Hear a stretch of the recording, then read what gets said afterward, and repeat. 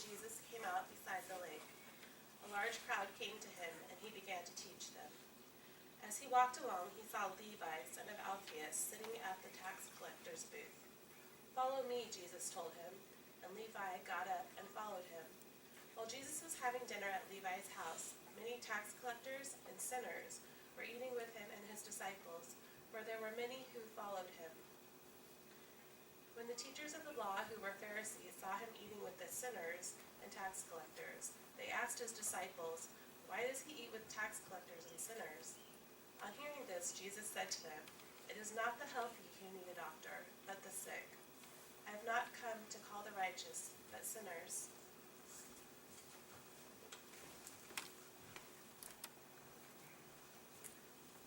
All right, so who's at your dinner table?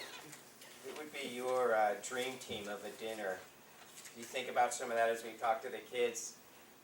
And then not just that, because I know you've already thought about that, think about through the years.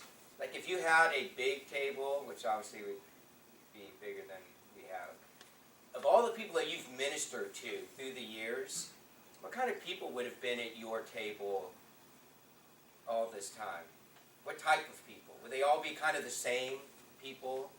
You know, maybe race-wise or ethnicity? Would they all be kind of the same people politically, same political persuasion as you? Would they all be the same people financially as you? Would they all be kind of the same people that you're like-minded, a lot of common interest? Or would you look, as you looked in your past, just varied groups of people? Just all shapes and sizes, different areas that you have ministered to, that you've been a blessing to in their lives. This Wednesday last Wednesday, we have our prayer meetings, Wednesdays at 9 here at the church till 10:30. Come as you want to come. There's my plug for that. And as we were praying this last Wednesday about it, Joanne Gordon, about her past and the Lord bringing some stuff to light to her about people that they've ministered to in the past.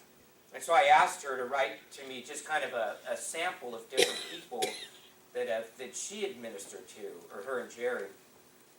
Widows, cowboys, family, divorcees, janitors, electricians, cops, casino workers, judges, construction workers, secretaries, were some of the groups of people that she'd been around. And the point that the Lord had brought up to her that she shared with us Wednesday was that they're all God's little lambs. They're His little lambs, and it's always been about His little lambs. And this morning we're looking at a story of God's little lambs. People that Jesus wants to minister to that were not like Him. None of us are like Him in that sense of Him being perfect and us being imperfect. But at those times, again, separating Jesus being known as a rabbi at this point, and then sinners. People not supposed to be associated with Jesus. And yet Jesus hangs out with these people anyway. Now there's people that we hang out with and we're to minister to, but have you ever been judged for hanging out with certain types of people? Have you ever been judged for ministering to certain groups of people? And people are like, why are you with them? Why are you hanging out with these people? You know, they're not like you. They're scum, or they're losers, or they're whatever. You know, and people look at you like, why on earth would you be with them? You're above them, so to speak. And so I don't know if you've ever had that, your experience as well. But that's where Jesus is at as we get into this story. You know, it's not just that He's having dinner, of course. It's that He's having dinner with these sinners that are here. And the Pharisees are not happy about this. And in fact, there's two stories in here that Andrea read. One is the story of the dinner, and then one is the story of this calling of Levi, who is a tax collector guy. And he's a guy that's hated by Jewish people. So Jesus is really pushing buttons, as Lauren said even at communion. Talk about pushing buttons. He is pushing the buttons of the righteous, so to speak, of those that are religious people, by hanging out with people that are not acceptable in their eyes, and as they would see it, as not acceptable in God's eyes as well.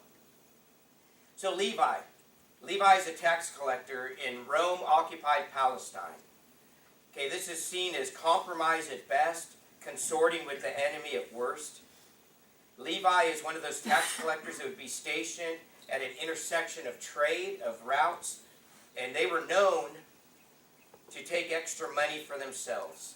So what they would do is collect tolls, they would collect tariffs, they would collect money, custom taxes that would go to King Herod, and then the tax collector would amp up the charges so that he was able to make more money off of himself. And so basically they were extortionists for their own pocketbook. They were hated by the Jewish people. They were considered traitors. A quote from that time said that when a Jew entered the customs service, he was regarded as an outcast from society. He was disqualified as a judge or a witness in a court session. He was excommunicated from the synagogue, and in the eyes of the community, a disgrace that was extended to his family. So not really thought well of at that time. And they also have archaeological evidence that they taxed on the fish as well, fish that was collected. So if you think about this time, what were Peter, James, and John doing? Fish. So it's very possible that even before they met in this to be Jesus' disciples, they may have met and probably didn't have the best relationship if Levi would have been taxing them for the fish that they were collecting. And so even if they hadn't met before, when they met, it would obviously be fairly awkward to have an introduction. Here's the guy that's been extorting you, and here's the fisherman for it. And yet Jesus is calling all these people to be his disciples. Now, in a lot of ways, honestly, I can see the Pharisees having reason to be angry about this, and maybe even the disciples. You would be too. People that you value or people that you would think are good, and then you've got people that you think are not so good, and people that are crooked. Maybe it's a certain profession or a certain way that we've seen their ethics are low, substandard, and then you find out that someone that you're following is chosen to add them onto the team. You wouldn't be real happy about that as well. And so I can see their side of it. Now think about it too, and maybe you don't, but Levi is taking a chance on this as well. Peter, James, and John, if this doesn't work out, the Jesus thing, they go right back to fishing. Levi, if he leaves his post, his booth here as a tax collector, and he follows Jesus, and Jesus says, or it just falls apart, doesn't happen, Levi's kind of stuck. He can't just go back to this. It was a bid for the highest, it was the highest bidder that got this job, and it was a coveted job. So if Levi leaves, he knows that it's over for him as far as this part of his life. Very much like the salvation process is supposed to be, right? He who loses his life will find it. Take up your cross and follow me, Jesus says.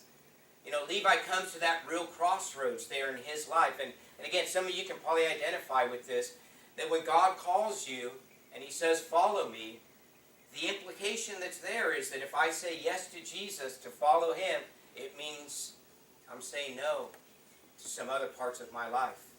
That's part of the call of discipleship. And Levi feels it tangibly. Sometimes we don't always feel the consequences of that, but Levi certainly did. Okay, if I go to Jesus, I'm saying no to this. There's no middle ground in this calling of Jesus right now. And so Levi is truly taking a chance. But in Levi's mind, following Jesus is better than the alternative. Following Jesus, living for him, letting him be the rabbi of my life is better than the tax collector life that I'm living right now. That's a decision that you have made. If you have made that decision to follow Jesus at one time, you have made that decision that this life that I've had before, whatever it is that I've had, and whatever it is that's been the God of my life before, whether it's money, whether it's relationships, whether it's possessions, I have come to a point of deciding that Jesus is better than this. Following Jesus is better than following money. Following Jesus is better than following this person. Following Jesus is better than living for me. It's a decision that has to be made. Levi weighs that decision, however long that period was, and decides, yes, Jesus, you're better. So I'm willing to lose it all to gain what it is that you have to offer. You've done that. You've done that. Whether you realize it or not, you've done that if you have followed Jesus.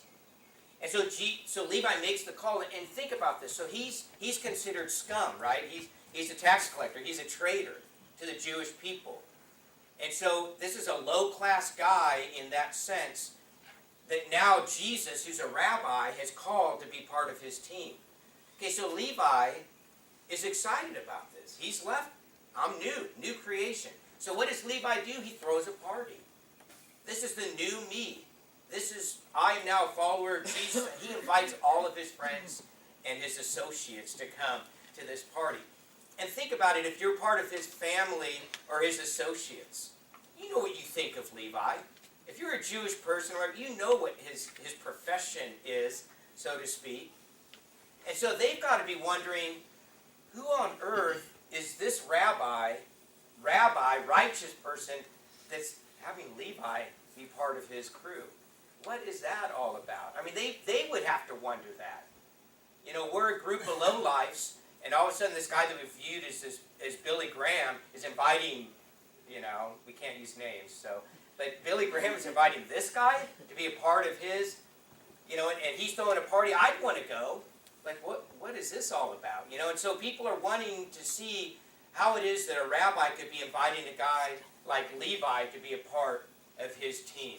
And so this party happens, and all these people that are a part of Levi's life are coming to celebrate, and also I'm sure they're looking at it like, what is this? What is this about this Jesus guy?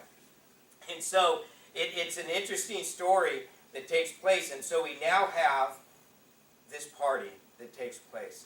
Now it's interesting too, because in talking about church and stuff like this, the thought that they would have again is, why would a guy like Jesus, that would be a righteous rabbi guy, invite riffraff like that? See the mindset that's wrong about that? Shouldn't it be different? Shouldn't it be, wow, isn't this cool that this rabbi thinks so much of this person, that he's a part of the team? Think about it to us as a church today. When people look at it, if you're inviting different people that you know that would be considered lowlifes, that would be considered losers. You know, if you're at school, you know who the kids are that get made fun of or get bullied. If you're at work, you know the person that gets gossiped about or made fun of behind their back. And you just think, you know, when it comes to a righteous person, inviting them, you think, no, there's something got to be wrong about that. We don't want to have that mindset where people look at church or people look at us as righteous people and think, this is really odd. Wouldn't it be great if they go like, oh, well, that's normal, of course. They love the Lord. Why wouldn't they be inviting this person to be a part of their crew? But there's such a jadedness that comes with that, because sometimes we have conveyed this idea that we are better than such and such a person. And we do look down upon such and such a person. And so it is a shock that someone would actually act God-like and care for that person. And that's where they're at with this. I don't want to be that way, and hopefully you don't want to be that way. Hopefully you don't want people at your work or at your school or whatever, and when they see you befriend someone that in society's eyes is an outcast or a loser, looking at you and thinking, gosh, you're hanging out with them? Rather be like, oh, that's just like Craig. That's just like Christine. They always are just loving everybody that they come in contact with. Man, that's how it's supposed to be. And that's how Jesus eventually gets known as. But at first it's a shock to them that someone that is considered righteous would behave that way. When I did youth work, I used to go to youth conventions, and there's this guy named Tony Campolo. He does this, he's speaker and all this stuff. And he has this great story that he told us that just sums up how it should be for the church and then people's reactions to it. And I found this story in a book, but I remember him telling this story, and it's a great story about a time when he was speaking in Hawaii. And so I wanted to read this to you. He writes this: up a side street in Hawaii, I found a little place that was still open. I went in, took a seat on one of the stools at the counter, and waited to be served. This was one of those sleazy places that deserves the name Greasy Spoon. I did not even touch the menu. I was afraid that if I opened the thing, something gruesome would crawl out. But it was the only place I could find. The guy behind the counter came over and asked me, what do you want? I said I wanted a cup of coffee and a donut. He poured a cup of coffee, wiped his grimy hand on his smudged apron, and then he grabbed a donut off the shelf behind him. I'm a realist. I know that in the back room of that restaurant, donuts are probably dropped on the floor and kicked around. But when everything is out front where I could see it, I really would have appreciated it if he had used a pair of tongs and placed a donut on some wax paper. As I sat there munching on my donut and sipping my coffee at 3:30 in the morning, the door of the diner suddenly swung open, and to my discomfort, in marched 8 or 9 provocative and boisterous prostitutes. It was a small place, and they sat on either side of me. Their talk was loud and crude. I felt completely out of place and was just about to make my getaway when I overheard the woman beside me say, "Tomorrow's my birthday. I'm going to be 39. Her friend responded in a nasty tone, "So what do you want from me, a birthday party? What do you want? You want me to go out and get a cake and sing happy birthday?" "Come on," said the woman sitting next to me. "Why do you have to be so mean? I was just telling you that's all. Why do you have to put me down? I was just telling you it was my birthday. I don't want anything from you. I mean, why should you give me a birthday party? I've never had a birthday party in my whole life. Why should I have one now?" When I heard this, I made a decision. I sat and waited until the women had left. Then I called over the guy behind the counter and I asked him, "Do they come in here every night?" "Yeah," he answered. "The one right next to me, does she come in here every night?" "Yes," he said. "That's Agnes. Yes, she comes in here every night. Why do you want to know?" "Because I heard her say that tomorrow is her birthday." I told him, "What do you say you and I do something about that? What do you think about us throwing a birthday party for her right here tomorrow night?" A smile slowly crossed his cheeks and he answered with delight, "That's great. I like it. That's a great idea." Calling to his wife who did the cooking in the back room, he shouted, "Hey, come out here. This guy's got a great idea. Tomorrow's Agnes's birthday. This guy wants us to go in with him and throw a birthday party for her right here tomorrow night." His wife came out of the back room all bright and smiley. She said, "That's wonderful. You know, Agnes is one of those people who is really nice and kind, and nobody does anything nice and kind for her." "Look," I told them, "if it's okay with you, I'll get back here tomorrow morning about 2:30 and decorate the place. I'll even get a birthday cake." "No way," said Harry. "The birthday cake's my thing. I'll make the cake." At 2:30 the next morning, I was back at the diner. I had picked up some crepe paper decorations at the store and made a sign out of the big pieces of cardboard that read, "Happy Birthday, Agnes." I decorated the diner from one end to the other. I had that diner looking good. The woman who did the cooking must have gotten the word out on the street, because by 3:15 every prostitute in Honolulu was in that place. It was wall-to-wall prostitutes and me. At 3:30 on the dot, the door of the diner swung open, and in came Agnes and her friend. I had everybody ready. After all, I was kind of the MC of the affair. And when they came in, we all screamed, "Happy birthday." Never have I seen a person so flabbergasted, so stunned, so shaken. Her mouth fell open. Her legs seemed to buckle a bit, so her friend grabbed her arm to steady her. As she was led to sit on one of the stools along the counter, we all sang happy birthday to her. As we came to the end of our singing with happy birthday, "Dear Agnes, happy birthday to you," her eyes moistened. And then when the birthday cake with all the candles on it was carried out, she lost it and just openly cried. Harry gruffly mumbled, "Blow out the candles, Agnes. Come on, blow out the candles. If you don't blow out the candles, I'm going to have to blow out the candles." And after a few endless seconds, he did. Then he handed her a knife and told her, "Cut the cake, Agnes. Yo, Agnes, we all want some cake." Agnes looked down at the cake, and then without taking her eyes off of it, she slowly and softly said, "Look, Harry, is it all right with you? I mean, is it okay if I kind of don't want to ask you, but is it okay if I keep the cake a little while? I mean, is it all right if we don't eat it right away?" Harry shrugged and answered, "Sure, it's okay. If you want to keep the cake, keep the cake. Take it home if you want to." "Can I?" she asked. Then looking at me, she said, "I live just down the street a couple of doors. I want to take the cake home, okay? I'll be right back, honest." She got off the stool, picked up the cake, and carrying it like it was the Holy Grail, walked slowly toward the door. As we all just stood there motionless, she left. When the door closed, there was a stunned silence in the place. Not knowing what else to do, I broke the silence by saying, "What do you say we pray?" Looking back on it now, it seems more than strange for a sociologist to be leading a prayer meeting with a bunch of prostitutes in a diner in Honolulu at 3:30 in the morning. But then it just felt like the right thing to do. I prayed for Agnes. I prayed for her salvation. I prayed that her life would be changed and that God would be good to her. When I finished, Harry leaned over the counter, and with a trace of hostility in his voice, he said, "Hey, you never told me you were a preacher. What kind of church do you belong to?" In one of those moments when just the right words came, I answered, "I belong to a church that throws birthday parties for whores at 3:30 in the morning." Harry waited a moment and then almost sneered as he answered, "No, you don't. There's no church like that. If there was, I'd join it. I'd join a church like that." Wouldn't we all? Wouldn't we all like to be part of a church that throws birthday parties for whores at 3:30 in the morning? That's the kind of church that Jesus planted. That's the kind of dinner that Jesus had for those people at that night. Jesus, a friend to sinners, is the phrase that we hear often, and this is an example of Jesus, a friend to sinners.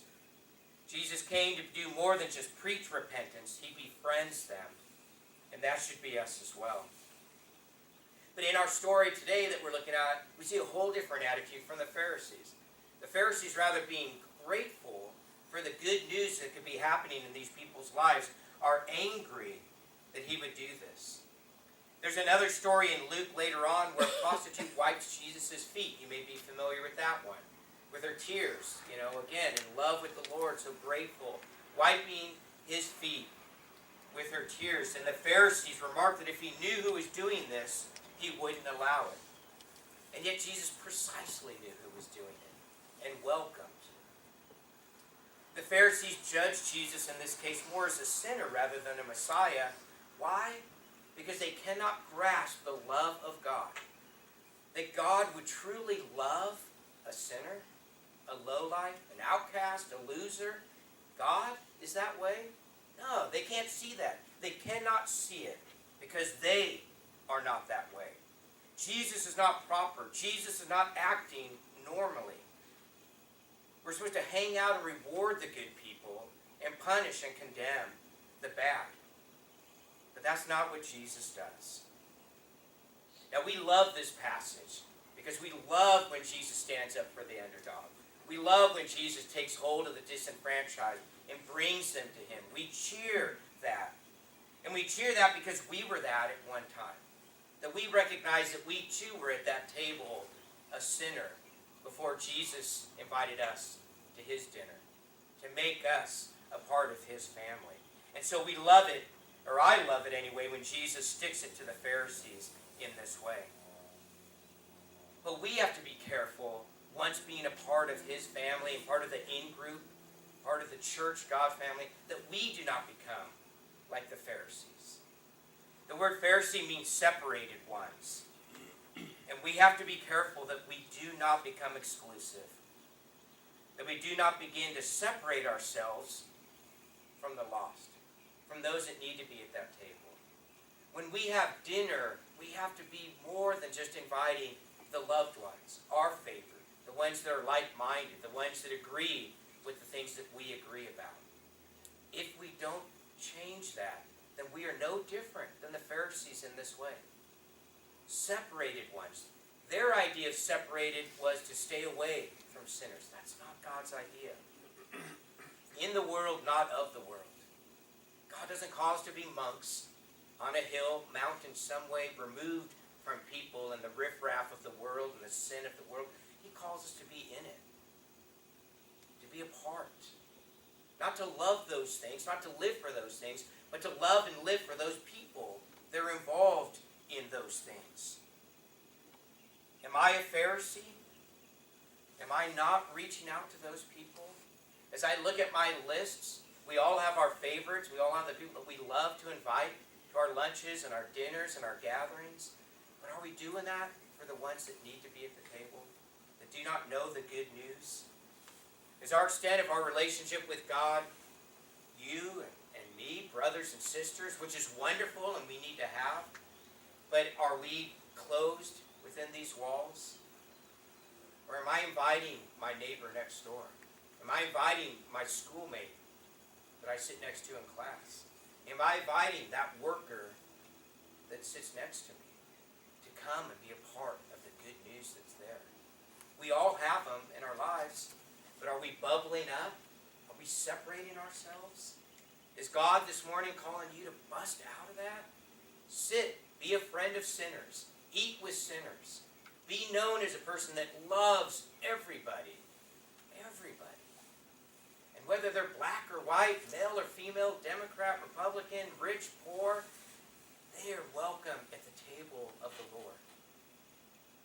Let them be welcome at your table as well. Invite them physically to dinner, to a barbecue, but invite them spiritually. Invite them befriending them. Invite them loving them. Jesus' statement at the end is so profound that he said, I'm not calling the righteous, but the sinners. Think about it. The doctor treats the ones that are sick. How would you like to have a doctor that waits until you are well to come in and get cured? Oh, I'm sorry you're sick. As soon as you get better, come in and I'll take care of you. Makes no sense at all, right? You go to the doctor to get well. Jesus is so profound with this. There are people that are sick of soul that need to get well. And if we wait and say, well, stop drinking, stop smoking, quit having sex, quit watching this, quit doing that, and when that is all taken care of, then come in and we'll baptize you and you can be part of our family. That's the doctor saying, come see me when you get well. We're not to be that way. Jesus didn't wait till those guys stopped doing the things that they do. Jesus got them then, in the midst of illness, in the midst of sickness, and said, do you want to be made well? That's why I have come. And so we can't wait. We can't sit around and judge. We can't sit around and condemn people for being sick. We are to be doctors. We are to be used by the Lord and come to them in the midst of illness. Here's the prescription. A God that loves and cares for you, that has sent his Son to die that you might be made well. Let's not wait for people to get made well. Let's not wait for them to reach our standards to accept them. Let's go. Let's go into the world and bring the good news that's there. I love how Jesus says it. He nails it right. And the encouragement for us this morning is this. Be like him. Be like him. Let your dinner table be with sinners, with those that need to hear the message, the good news that's there. Now, if you're here this morning and you don't have that good news, maybe this morning you are here because you know that you're sick, and that you know you need to be made well, and that God has the prescription for you this morning. If that's the case, then come up after the service and talk to me. Let's get you well. God has what you need to be made well. But if you are already made well, if you are part of his family already, then man, it's time for us to bust out. It's time for us to let go of the separation that we may have had with our brother, husband, wife, enemy, whoever. And it's time to say, here's the good news. Are you willing to do it? Jesus is asking that this morning. Let's pray. Father, I thank you for your stories. Father, I love this book that you've given us. We're in chapter 2, and it's just good news after good news after good news, every story that we hear. And Father, this morning is a reminder for us of how good you have been to us. That, Lord, you got us when we were sick and have made us well and whole once again with you. And Father, now we have that opportunity to spread that good news to others. And I pray that you help us to do this. Lord, I pray you help us to put to death the prejudices, the racism, the sexism, the whatever isms that may be going on in our lives that we allow to separate us from those that need to hear your good news. Father, may your Spirit break those things from us. May us truly share, Father, be agents of health and of good news to a world that is in need of it. Father, we're not all called to maybe do the Tony Campolo thing and that kind of situation, but Lord, I know that every person in this room knows somebody and some people that need your help and your call. So Father, please let us do this. Father, change us, transform us to be more and more like you. Again, we love you. We thank you. Thank you for your Son and the invitation that you've extended to us. And it's through Jesus we pray. Amen.